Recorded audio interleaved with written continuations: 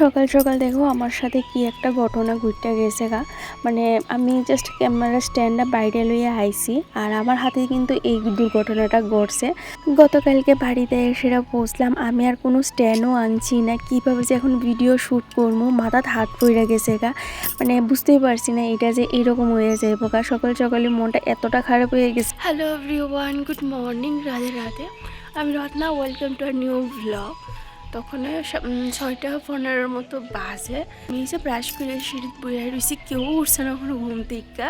কালকে রাত্রে আমার হাজব্যান্ড নান খাওয়া দাওয়া সাইরা ওই ধরো 7:30-8টার দিকে গেছিল আমার হাজব্যান্ড বন্ধুর বাড়িতে আর কি। ওই যে বন্ধুর যে বিয়ে আছে এই বন্ধু, সেখানে গেল, কেক কাটিং হইলো, মেহেন্দি সেরিমনি হইলো, আর অনেক কিছু ফাংশন হয়েছে। আমি আর গেছি না, কারণ আমার না এতটাই টায়ার্ড লাগতেছিল, ভালো লাগতেছিল না, আর ইচ্ছে করতেছিল না যাইতে।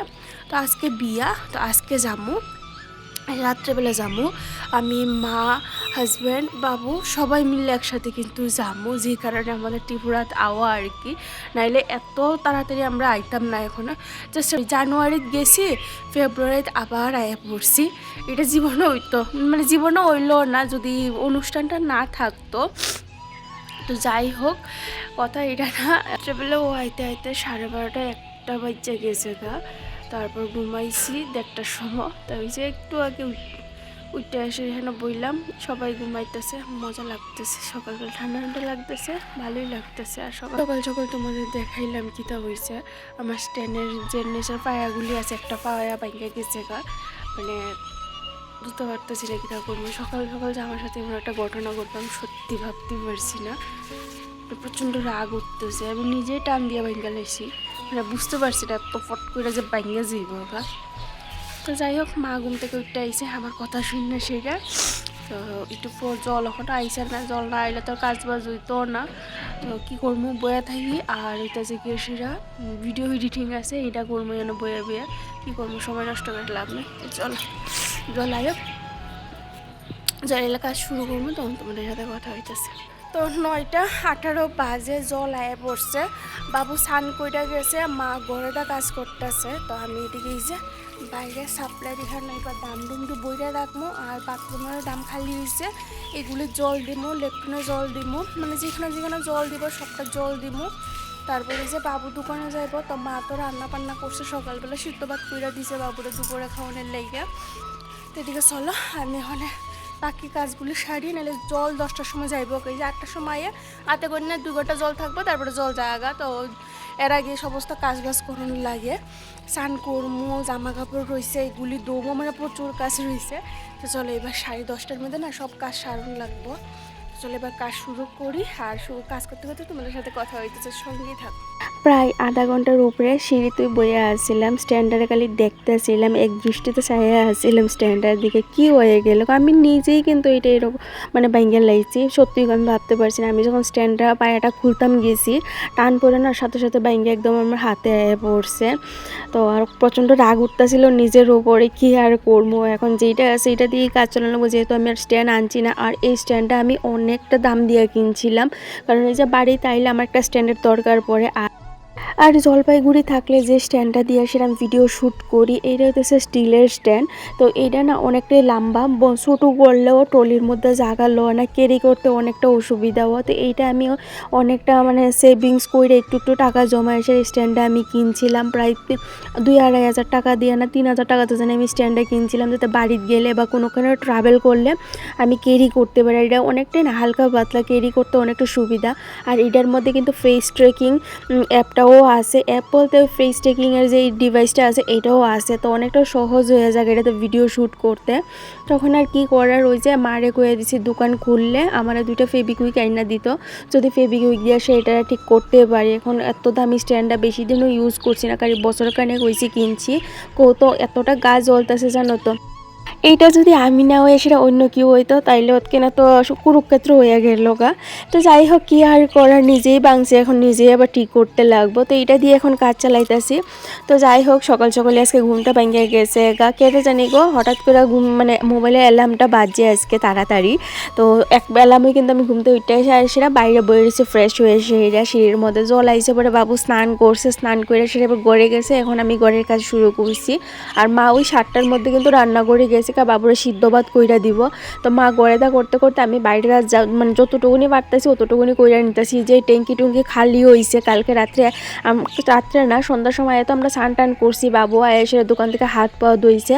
তো মোটামুটি অনেকটাই জল খরচ হয়েছে। মা একলা থাকলে তো জল লাগে না, আর হাতে গন্যা মাত্র 2 ঘন্টা জল থাকে। তো এইটার মধ্যে কিন্তু সব কিছু বইরা রাখন লাগে। আর এখন যেহেতু আমরা মানুষ একটু বেশি, 2 জন বেশি হয়েছে, জলও তো একটু বেশিই লাগে, সারাদিনই জল লাগে, জল ছাড়া কোনো কাজ হয় না।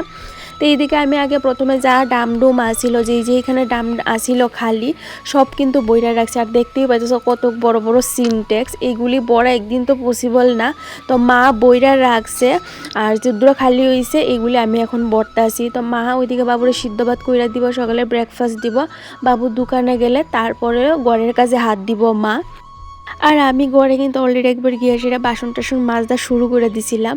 তো মা কইছে তোমার ওই ঘরের মধ্যে আউন লাগতো না, তুমি বাইরে দিয়ে এসে ডামডুমডি বড় আর নাহলে বইয়া থাকো, তোমার কিছু করণ লাগতো না। কারণ ওই যে একজনের হাতের কাজ না আরেকজনে করলে না মন মতো হয় না আর কি। তো মার হাতের কাজটা মা করলে মার মতো হয় আর কি। তো ওই যে এইরকম হইতে চাই, যেমন আমার অনেক সময় এরকম হয়, অন্য কেউ আমার কাজটা কইরা দিলে আমার ঠিক মনের মতো হয় না। সে আমার যতই আমার মতো কইরা করো, কারণ নিজের সংসারটা নিজের হাতে গুছাই না জিনিসটা না নিজে করলে ভালো লাগে কে লিগা জানি। তো এদিকে আমি বাইরে দেখতেই পেলাম বাথরুমও জল দিলাম, লেপটিনও জল দিয়েছি, ডামডুমডি বইরা রাখছি। তারপর যে তুলসী বেদিটা পূজা দেওয়ার পরে যে ওই যে জল ডালি তখন মাটিটা পড়ে তো একদম কাদা কাদা হয়ে থাকে। আর বেদিটা তো সাদা, মাটি পড়লে একদম কালা কালা হয়ে থাকে, বোঝা যায় দূর থেকে, দেখতে খারাপ লাগে। তো গতবার যখন আইছিলাম তখন কিন্তু তুলসী বেদিটা বোয়ানো হয়েছে। আমরা লেপটিন বাথরুম এগুলো কিন্তু নতুন করা হয়েছে, 2-3 মাসের মতো হয়েছে। কারণ আগে লেপটিনটা একটু বেশি দূরে আসছিল, তো মার যাতায়াত করতে অসুবিধা হইতো, আত্মীয় স্বজন আইলেও অসুবিধা হয়ে যেত গা। তো এই কারণে এখন কিন্তু একদম ঘরের দাঁড়িয়ে করা হয়েছে। আর দেখবে লেপটিন বাথরুম সব কিছু ঠিকঠাক না থাকলে কোনোখানে যাইও শান্তি লাগে না, বাড়িতে আত্মীয় স্বজন আইলেও কেমন জানি লাগে, একটা অকওয়ার্ড লাগে। তো যাই হোক এইদিকে এই যে বাইরের আমি কাজকর্ম শাড়িটা সোয়েটারটা হুইলে নিয়েছি। এখন ওই ধরো 9:30 10টার মতো বাজতে আছে, এত গরম লাগতেছে জানো তো।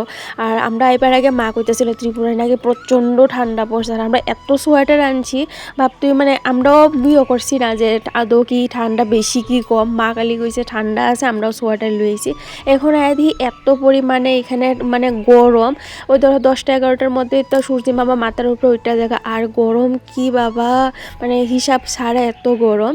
তো যাই হোক এদিকে আমি গতকালকের যা বাসন আছিল, ওই যে ট্রেনে যে খাওয়ার আনছিলাম এই বাসন কয়টা দইয়া মাইজে রাখছি। আর বাবুরে যে থালে খাওয়ান দিছে এই কয়টা সিঙ্কে আসছিল। তো মা এদিকে বাবুরে সব কিছু রেডি করে দোকানে পাঠিয়ে দিছে। এর মধ্যে আমি এই যে রান্না করছে টুকটাক যে কাজগুলি আছে এগুলি সারলাম। মা বেশিরভাগটা সাইডে নিয়েছে, আমি বাকি যেগুলি আছে এগুলি করতেছি। তো দেখতেই পেলে বাবুও গেছে গা কিন্তু দোকানও। এইবার আইসে মা আইসে রান্না করে, মা এসে বলছে তোমার করুন লাগতো না, আমি করবো, আমি তোমার না করতেছি না।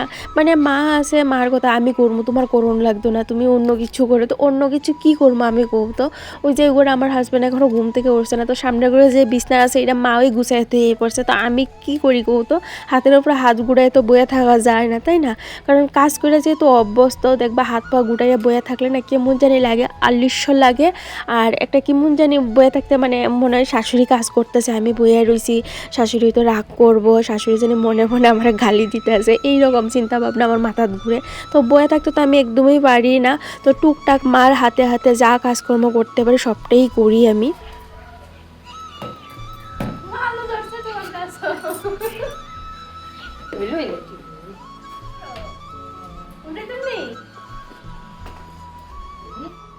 তো এইদিকে যখন আমি ঝাড়ু দিতেছিলাম তখন দেখি এখানে একটা আলু গাছ হয়েছে। তো ভাবলাম চলো এটাতে আলু আছে কি না দেখা যাক। দেখি এই যে আলু আছে কিন্তু, এই যে আমরা আলু গাছে আলু ধরছে, 3টা আলু এরকম ছোট ছোট, দেখি আর আছে কিনা।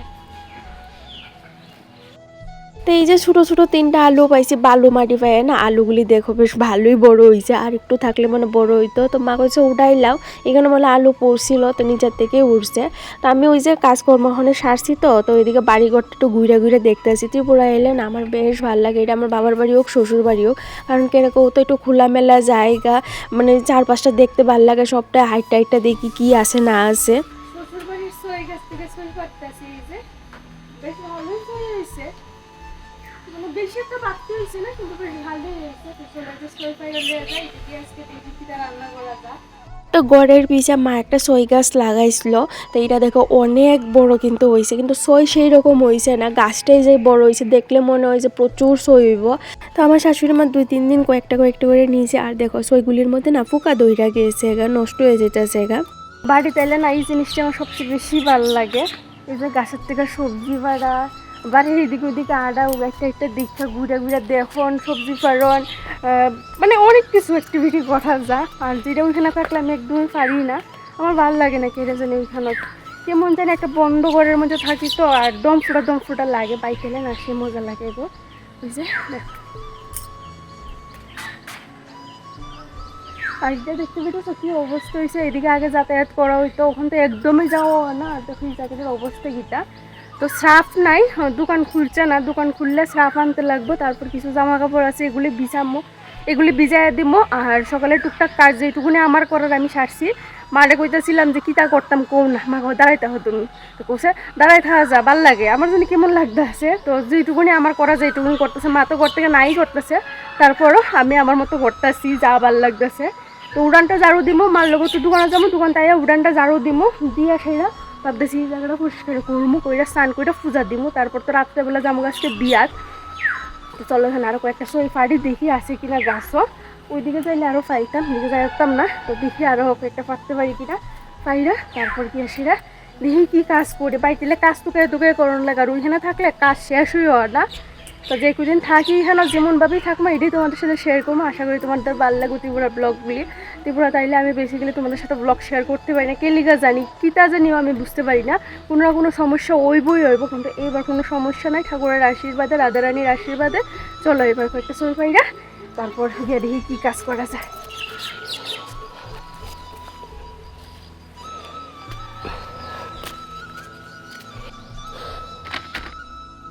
তো এই দেখো কতগুলি সই পাইছি, তুকাইয়া পারছে, ওই যে পুকুরের পাড়ের দিকে যাইতে গেলে আরও কয়েকটা পারতে পারলাম, কিন্তু ওইদিকে যাওয়া পসিবল না, সাপ টাপ থাকবো, এই কারণে মা বারবার না করতেছে ওইদিকে যাইও না।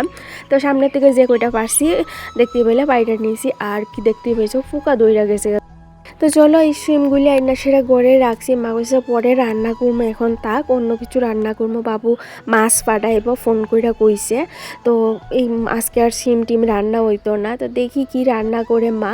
তো এদিকে মা রান্না করে রান্না মনে বয়াইয়া দিছে, তো এদিকে আমি উড়ান বাড়িটা ঝাড়ু দিতে আসি, সকালবেলা একবার ঝাড়ুটা হাতে লইছিলাম, কিন্তু মা না করতেছে এখন ঝাড়ু দিও না, তোমার বাবু দোকানে যাইব, তো এই কারণে আমি আবার ঝাড়ুটা রেখে দিছি। তো এখন ওই যে সূর্য মামা মাথা তো ফ্রুটটা গেছে, আর একটু পরে এত রোদ্র উঠবা আর বাইরে কাজ করা যাইতো না, তো এর আগে উঠান বাড়িটা ঝাড়ু দিতেছি। আর দেখতেই পেতেছো আমাদের বাড়িটা না অনেক বড় গো, তো এই কারণে প্রত্যেক দিন এই পুরা বাড়ি ঝাড়ু দিতে না কমর বাইঙ্গা জায়গা, তো ঘরের সামনের জায়গাটা ডেইলি ঝাড়ু দেয় মা, তো 2-3 দিন পর পর একবারে ঝাড়ু দেয়। তো আগে এইখানে মানে আমাদের যে এখন সাপ্লাই লাইনটা আছে, যেখানে আমি এখন কাজ করতেছি বাসন দিতেছি, এইটার পাশে কিন্তু অনেক বড়, মানে এইটা হইতেছে আমার যে ননাস আছে, ননাসের জন্মের আগে একটা বড় আম গাছ আছিল, এই আম গাছ থেকে আমরা প্রচুর আম খাইছি, আমি বিয়ের বড় অনেক অনেক আম খাইছি, আমগুলি বেশ ভালো আছিল, আশেপাশে মানুষ থেকে শুরু কইরা মানে যার যখন ভাল লাগতো তখনই কিন্তু আম নিত সেরা। তো গতবার যখন আমি বাড়িতে আইছিলাম তখন কিন্তু এই আম গাছটা কাটতে লেগেছে, কারণ নাইলে এত আম পাতা পড়তো এই জায়গাটা, আর পাশের বাড়ি এখানে বাউন্ডারি দিব, তাদের জায়গাটা মানে আমের গাছের গুড়িটা গেছে, এইখানে তারা কাটতে লাইছে। তো এখন এই জায়গাটা একটু খোলামেলা হয়েছে, পরিষ্কার হয়েছে, দেখতে বাইরে আরও বেশি বড় লাগে, আর বাড়িঘর পরিষ্কার থাকলে দেখতেও ভাল লাগে, আর দেখবা মানে খোলামেলা জায়গা এমনিও আমরা পছন্দ করি আর কি, আমরা যারা গ্রামের মানুষ আছি আমরা খোলামেলা জায়গায় পছন্দ করি। আর মারও অনেকটা সুবিধা হয়, ডেলি ডেলি এত পরিষ্কার গরম লাগে না, ঝাড়ু দেওয়ান লাগে না, মা তো এমনিও আটতে পারে না, কোমরে হাঁটু লয়ে সেরা। তো যাই হোক ওইদিকে বাসন টাসন দইয়া গড়ে বিছনাটা গুছাইছি, আর জলপাইগুড়ি থেকে যে গিফটগুলি কিনে আনছিলাম, আজকে তো বিয়ার যাবো, তো ওই যে হাজব্যান্ড যাবো বাজারে এগুলি প্যাক করাইতো, তো ওই যে আমি ব্যাগের ভিতরে ঢুকাইয়ে রাখছি, ও কইতেছে ব্যাগের ভিতরে ঢুকাইয়ে দাও, আমি এগুলিকে প্যাক করে আনি। তো ওই যে সকালবেলা পর অলরেডি কিন্তু বিয়ে বাড়িতে গিয়ে সেটা আয়া পড়ছে। আর এই বিয়ে বাড়িটা কিন্তু আমার বাবার বাড়ির ঠিক অপোজিট সাইডে। আর এটা কিন্তু আমার হাজব্যান্ডের বেস্ট ফ্রেন্ড। আমার হাজব্যান্ড যখন ব্যাঙ্গালোরে নার্সিং পড়তো তখন কিন্তু তাদের এই ফ্রেন্ডশিপটা হয়েছিল। তো ওই সময় থেকে কিন্তু আমার হাজব্যান্ড আর ওই যে দাদাটা, তার নাম হচ্ছে তনুজ, তো ওই দাদাটার কিন্তু খুব ভালো ফ্রেন্ডশিপ। তো ওই যে আমাদের বিয়ের সময় কিন্তু দাদাটা আইছিল, দাদা ওই সময় কলকাতায় থাকে, দাদাও কিন্তু কলকাতায় চাকরি করে। আর যে দাদার বউ আছে, এইটা হইতেছে সবচেয়ে স্পেশাল জিনিস, জানো তো? ভালোবাসা যে কতটা সুন্দর আর ভালোবাসা যে বাধা মানে না, এটা তাদের দেখলে কিন্তু বোঝা যায়। ছেলের বাড়ি হইতেছে ত্রিপুরা আর মেয়ের বাড়ি হইতেছে উড়িষ্যা। মেয়েও কিন্তু ওয়েস্ট বেঙ্গল জব করে, নার্সিংয়ের জব করে। তো তাদের ভালোবাসাটা অনেক দিনের গো। তো ওই যে ফাইনালি 14 ফেব্রুয়ারি, তো ফাইনালি তারা দুজনে কিন্তু 14 ফেব্রুয়ারির দিন ভালোবাসার থেকে একটা নতুন পথ শুরু করছে, নতুন জীবন শুরু করছে। তো আমাদের বিয়ে যে সময় যেহেতু দাদা আইছে, দাদার পুরো পরিবারও আসিল, তো এখানে আমাদের তো আইতে হইব, তাই না? আর অনেক দিন ধরেই কইতেছে বেস্ট ফ্রেন্ডের বিয়ে না আয়া কী করে থাকা যায় কৌ। তো এই যে বন্ধুর বিয়ের লেগেই আইছি। তো যাই হোক, সকালবেলা আমার হাজব্যান্ড গিয়ে একবার এখান থেকে ঘুরে আইছে, কালকে রাত্রেও গিয়েছিল, প্রায় 1টার সময় এখান থেকে আইছে বাড়িতে।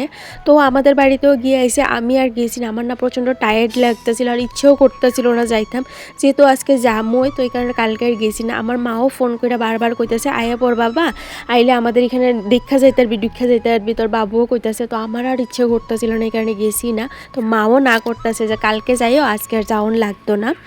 তো যাই হোক, কি আর করার, আজকে যাবো। তো এদিকে দেখতে বলে আমি কিছু গাছ লাগাইছি, ফুল গাছ বাড়িতে না, 2-3টা ফুল গাছ ছাড়া আর একটাও ফুল নাই। এমনও অনেক দিন আয়া যেই দিন ফুল একদমই ফুটে না, গাছও পূজা দিতে পারে না মা, তখন ওই যে ফুল ছাড়াই ঠাকুর সেবা দিতে লাগে। এত বড় বাড়িতে যদি ফুল গাছ না থাকে তাইলে মানায় কৌতা।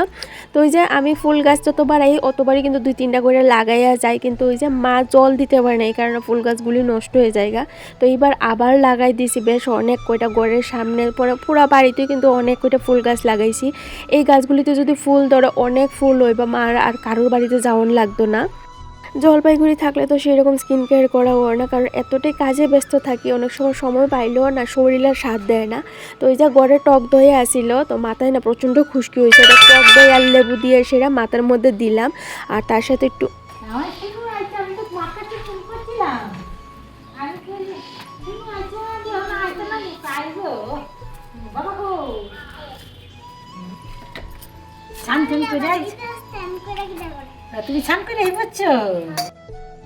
আর কালকা থেকে বাগনি আইব করতেছে, মার কাছে উনাফেনা করতেছিল আউনের লাগা।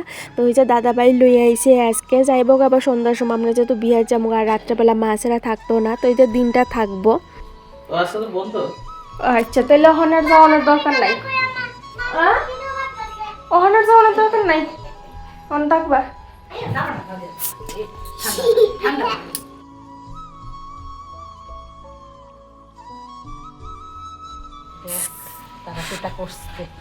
হ্যালো গাইস, আমি ভূতের মতন নাচি, দেখো। আমরা বিয়ার যাবো, এখানে স্কিন কেয়ার করছি, স্কিন কেয়ার এর কেয়ার কই আর কি দেখো, আর কি দেখো বা আগের জগাইতাম না তোমার মা। তো স্নান করে সেরা আমি কিন্তু ঠাকুর পূজা দিয়ে দুপুরে খাওয়া দাওয়া সারছিলাম। তো দুপুরবেলা খাওয়া দাওয়া সাইরা মারের খাওয়ান দিছি, আমার পরের খাওয়ান দিছি দিয়া সেরা আমি হাত পা ধুয়ে রেডি হইতাম, বয়ে গেছিলাম। সেই 4:30টার সময় রেডি হইতাম বসে, আর ওখানে বাজেছে 7টা, রেডি হয়ে সারছি।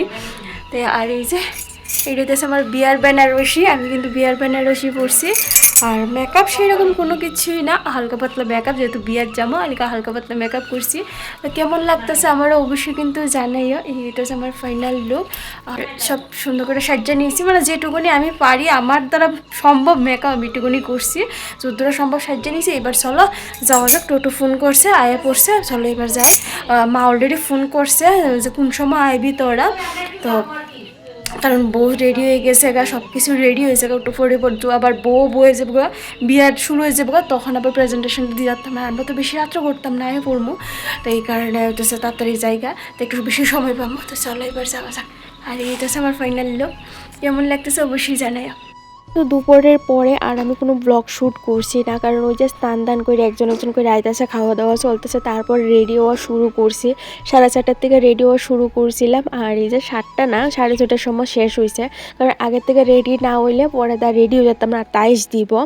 তো এই কারণে আগের থেকে আমি রেডি হয়েছি। আর জানো তো অনেক দিন পর আমি আমার বিয়ের বেনারসিটা পরছি। এটা লাস্ট পরছিলাম আমি যখন আমার মামা শ্বশুরের বাড়িতে গেছিলাম দাদু বাইরে দেখার লেগে তখন, আর আজকে এই যে পরছি। তো যাই হোক, এই যে এই হইতেছে ব্রাইডের বাড়ি কিন্তু ওড়িশা।